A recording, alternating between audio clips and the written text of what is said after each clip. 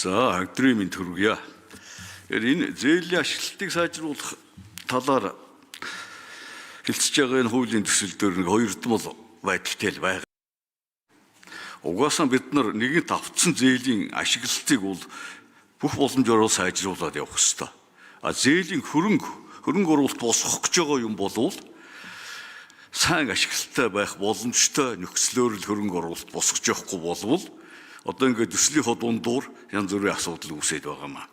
Байнгын хороонуудаар харамсалтай ярьсан зүйлүүд дэвшилттэй хэсэг нь бол энэ үйлдэл зарим дэвшилттэй зүйлүүд бол их хурлаар өөрчлөгдсөн учраас өнөөдөр бол нэлээд яриа хөөрөг хилцүүлгийн сэдв үүсээд байна л да. Жишээлбэл энэ хуулийн хүрээнд хамрагдах 3 төслийг 2 болгоё гэдэг саналыг бол би 100% дэмжижсэн. Харамсалтай нь одоо 3-аараа ороод ирсэн байна. За төсвийн байнгын хороондор бол хамгийн чухал саналаа унгачаад ороод ирж байгаа. Өөрөөр хэлбэл эн чинь одоо хэрэгжүүлэх төслийн орлогоороо хөрөнгө оруулалтын зардлаа бүрэн нөх юмдаар төсөлдөр иймэрхүү асуудал ярья гэсэн энэ саналыг бол төсвийн байнгын онгочж байгаа. Тийм учраас хөрөнгө оруулалтаа төсвийн орлогоороо нөхөж чадахгүй ийм төслүүд орж ирэх хаалгыг нээч гад байгаа юм. За төсвийн доктортой байдгийн зөвлөлийн дүгнэлтийг харахад тийм бөөрөнхийд хоёрд бол төвдөлдсөн шин чанартай ийм дүгнэлт орж ирсэн. Энэ хуулинд хориг тавиагүй, дэмжээгүй, гагцгүй одоо улсын төсвт нөлөөллийг багасгах талаар ажиллах хэрэгтэй гэсэн нэг ийм бөөрөнхий дүгнэлттэй ийм юм ороод ирсэн байгаа. Зүгээр өнгөрсөн туршлагаас харахад манай улс бол 5 төсөвтэй явж ирснийг та нарын маань олог бас мэдж байгаа баг. Тэгээ энэ 5 төсвөөс болоод дараа нь засгийн газрууд нь энэ гадаадын зээлийн төлөх гэж 10-аад жил үзэж тарж яж нэг юм уу гайгүй болоод одоо сүүлийн 2 жил овоо зэгстэй ороо явж байтал дахиад энэ ороод ирж байгаа. А гэтэл нөгөө амьдрал баян юм чинь одоо энэ газрын тосны үйлдвэрийн асуудал, Эрдэнэ мөрөнгийн усан цахилгаан станцын асуудал энэ чинь автсан зээлийн ашиглахгүй болвол 10-15 жил үргэлжлээд ер нь ямар ч үр дүнгүй юм болчих гээд байгаа учраас энэ хууль орж ирж байна гэж бодож би бол доктороо дэмжиж байгаа. А зүгээр одоо улсын төсвт нөлөөлөх нөлөөллийг багасгах, төсвийн алдагдалд одоо яаж тооцох энэ бүхнөөгөө хуулиараа зохицуулаад ирвэл дэмжихэд одоо бэлэн байна. За хоёр дахь асуудал бол энэ газрын тосны үйлдвэрийн асуудлыг би олон сонссон. Тэгээ над нэг л ойлгомжгүй юм яриад байдیں۔ Тамсгийн ордны нефтээр одоо гол төвх хийдэ хийнэ гэж байгаа. Тэгэхээр эн чинь бол тэр сая 500 мянган тонн газрын тос боловсруулахад хүрэлцээ байхгүй нэгдүгээрт. Хоёрдугаарт энэ ордны нүүрсийг их сайхан шингэн нүүрс байдаг. Шингэн нефт байна. Одоо тэр хоолоогоор зөөхөд бол асуудал үүсэхгүй гэж дандаа хариулаад байдаг. Гэтэл миний мэдэх энэ талаар одоо олон жилийн өмнө газрын тосны үйлдвэр сурагч байхгүй байхад сонсож байсан тайлангуудаас харахад энэ Тамсгийн ордны нефт бол зууралтай, амархан царцдаг. Энэ тайлангуудыг би харж байлаа. Тэр түүхэн эдийн яагаад амархан зарч яах нүгдгийг нүдээр харж ирсэн. Тэгэхээр энэнийг тэр хоолоогоор явуулах технологио та нар сайн боловсруулахгүй бол асар их зардлаар энэнийг хийх гээд байгаа юм шүү. Тэгээ энэ тал дээр одоо ер нь одоо ямар шинжилэл, дэвшилттэй юм хийх гэж байгааг бол би одоо хүртэл сонсоогүй байгаа. Тэгээ энэ тал дээр нэг хариулт өгвөл зүгээр байна.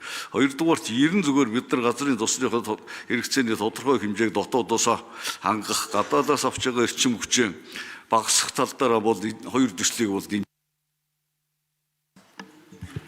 За ажлын хэсэг. Наранбаатар төсвийн байнгын ордоор хариулъя. Нанзды Наранбаатар. За эхний хэсгийг би тэгээ дараагийн хэсгийн ажлын хэсэг үйлдвэртэй холбоотой. За хууль санаачилсан гишүүд бол 3 төслийг оруулж ирсэн. Сэлбтэй хамт. За ингээд ажлын хэсэг дээр сэлб хасагдаад байнгын хороон дээр орж ирсэн байнгын хороо дэмжээд хасцаа. Ингээ 2 төсөл. Эхний 2 тэр Эрдэнэ мөрөн нефтийн үйлдвэр 2 ингээд байнгын хороон дээр дэмжигдээд ингээд чуулган дээр орсон. Харамсалтай чуулган дээр одоо буцаагаад босгоцсон. Байнгын хороон дээр хассан сэлбийг одоо чуулган дээр ингээд босгоцоо. Тийм учраас байнгын хороо дээр энийг одоо босгосон гэд түрүү бас гишүүдийн асуулт юунд дурддагдж байсан учраас бас энэ дээр тодруулъя. Чуулган дээр босгосон асуудал байгаа шүү гэдгийг. Хоёр дахь асуудал нь доктортой байдлын зөвлөлөөс ирсэн дүгнэлтийг би яг нэг өгүүлбэрийн одоо тодорхой уншаад өгчээ. Ер нь бол дэмжээгүй ийм ингэж бичсэн байгаа. Энэхүү хууль батлагдвал төсвийн тогтолцоо эрх зүйн орчинд томоохон сөрөг нөлөө үзүүлэх бөгөөд хоёр төсөвтэй болох төсвийн алдагдлыг доктортой байдлын тухай хуулийн хүрээний хязгаарлалтаас гаргах, дунд хугацааны төсвийн хүрээний мэдэгдлийн бодлогын ач холбогдлыг сулруулах зэрэг үр дагавар гаргахаар байна гэсэн. Үндсэндээ одоо дэмжээгүй гэсэн ийм одоо дүгнэлт ирсэн. За тэгээд ажлын хэсэг үйлдвэртэй холбоотой асуудал дээр хариулт. За ажлын хэсэг 3 дугаар микрофон хариулъя. За энэ асуудлыг 60 минутанд хэлцэж дуусгах ёстой байсан амжихгүй байгаа учраас дахиад сунгалаа. 30 минут. За регдэл гишүүний асуултанд хариулъя. Ашигт малтбал газрын засны газар Чулуунбат байна. За 2010-аас 12 оны хооронд Тамсаг, Тосоо уул Зүүн Баян цагаан ясны орд газрын засны нөөцийг Монгол Улсын эрдэс соёлын мэргэжлийн зөвлөлөөр баталгаат нөөцийг 335 сая тонноор, үүнээс ашиглалтын баталгаат нөөцийг 43.6 сая тонноор хүлээж авсан байгаа. За 2014 онд үндэсний аюулгүй байдлын зөвлөлөөс гаргасан зөвлөмжөөр дотоодод газрын засны боловсруулах үйлдвэрийг дотоодын түүхийн эдээр тулгуурлан барих нь зүйтэй гэсэн зөвлөмж гарсан.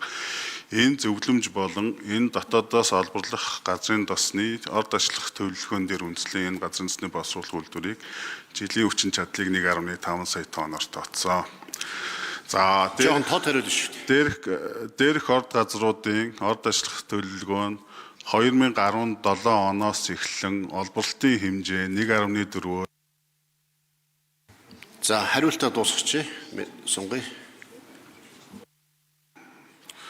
2016 оноос эхлэн олборлтын хэмжээнд дээрх нэр бүхий 4 ордоос 1.4-өөс 1.6 сая тонн хүртэл газрын тос олборлохоор орд ашиг төлөвлөгөөнд тусгасан боловч 17 оноос ахуулан олборлтын хэмжээ маань харамсалтайгаар буурсан байгаа. За сүүлийн 2020-оос 25 оны хооронд дунджаар 500 гаруй мянган тонн газрын тос олборлж экспортлсон. За энэ онд бид нар дээрх ордуудаас 419 сая тонн газрын тос олборлж экспортлохоор төлөвлөж байна.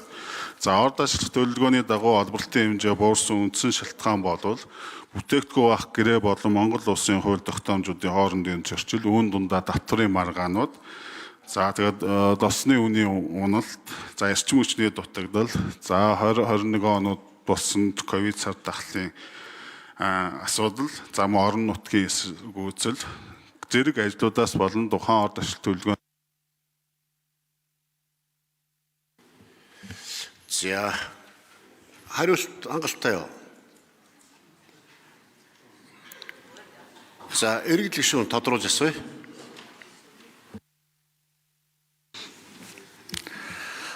За нефт олборлолтын төвшин буураад байгаадаараа нэлээд сайн дүгнэлт хиймээр юм шиг байгаа юм. Тийм ээ. Тэр газрын дор нэмт нь тийм баг гарчгаад байна уу, яагаад байна? Өөр хэвд нь одоо ямар их усүр байж болох. Энэ талаар бол судалгаа хийж байгаа гэж би бол сонссон юм байгаа юм.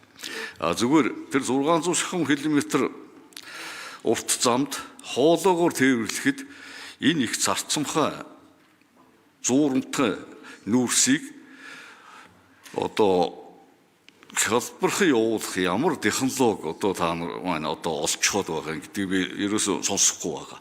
Тэр технологийн талаар бас нэг их хурлын гишүүд товчхон яриад өгчихвол зүгээр байна.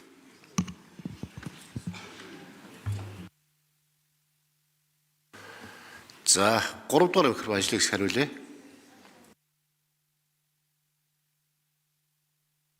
Сонсогч байна. Иргэдэл гишүүний асуултанд хариулъя. Алтан цэцэг газрын тос боловсруулах үйлдвэрийн захирал.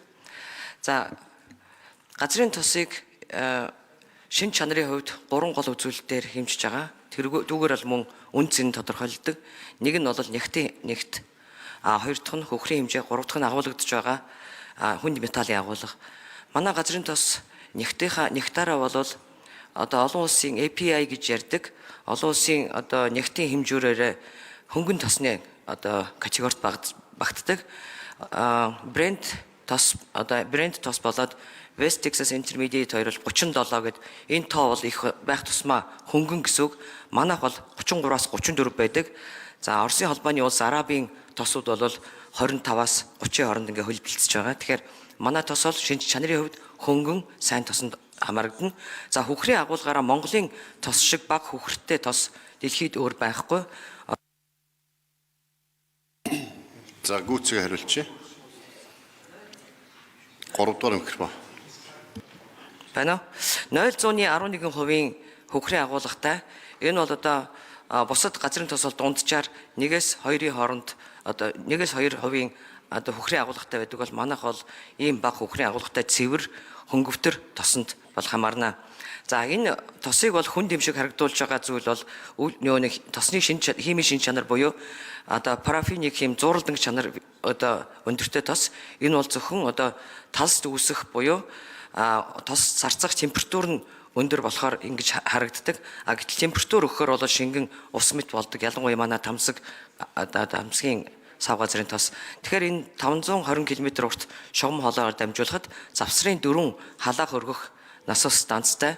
За зундаа бол зарим станцыг алгасан. Яг гэвэл газрын хөрсний температур нэмэх рүү орж байгаа учраас за өвлийн улиралд бол 2.8-аас 3 метрийн гүнд ойролцоогоор тгээс 4 хэмээн дулаантай учраас бас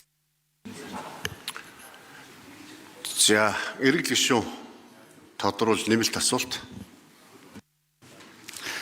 За манай газрын тосны үзүүлэлтүүдийг би бас олон жилийн өмнөөс л харж ил байсан л да.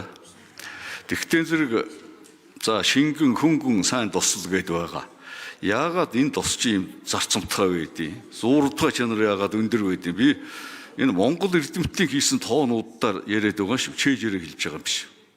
Тэгэхээр энэ зарцамтгай дасгалгааны температурт тамсгийн урдын нефт дасгалгааны температурт зарцах гэдэг байдаг. Ер нь 20 градусаас доош орохоор. Тэгэхээр одоо яг хуу нам газраас дээш нь өргөөд шахахад бол мэдээж шахдаг станцууд ойлгомжтой хийж таараа. Зарцамхай чанарын багасгахын тулд зарцчих юм бол тэр чинь явахгүй. Ямар ажил одоо хийж байгаа бол зүгээр одоо зарцамхай температурын өндөр болгоё дандаа тэр хоолой даяараа захилгаанаар халаагаад явуулаад байж болохгүй л баймаар байгаа юм л да. Энэ дээр нэг тодорхой За хариулъя 3 дугаар микрофон. Иргэдэл гишүүний асуултанд хариулъя. Алтан цэцэг газрын тос боловсруулах хууль дээр. За нэг нь физикийн шин чанар, нөгөөдөр нь химийн шин чанар. Хүнд гэж харагдуулж байгаа нь физик шин чанар нягттай холбоотой. Таны асууж байгаа энэ зууралдан чанар гэдэг бол газрын тосыг дотор нь нафтины төрлийн, парафины төрлийн гэж байгаа. Парафины төрөл нь болохоор одоо шулуун хэлхээтэй өндөр молекулуудын агуулга өндөр гэсэн үг, нүүрс ус зэрэгчин бүлэг. Нафтеник гэдэг нь цайрагт нүүрс ус зэрэгчин. Тэгэхээр одоо манайх бол парафинлэг тосны шинж чанартай тосонд хамаарна. Энэ тосны гүн боловсруулалтанд орох чадвар өндөр. За дээрэс нь зөвхөн температурын ялгаагаар урсгах чадвар нэмэгдэнэ. Газрын тос одоо баригдаж байгаа газрын тос боловсруулах хууль дээр бол 17 гүн боловсруулалтын технологитой өндөр технологийн орчин үеийн технологиор одоо тоноглогдсон хамгийн сүүлийн стандарт нормд одоо тохирсон шатхан үйлдвэрлэх ийм үйлдвэр байгаа. За баярлалаа.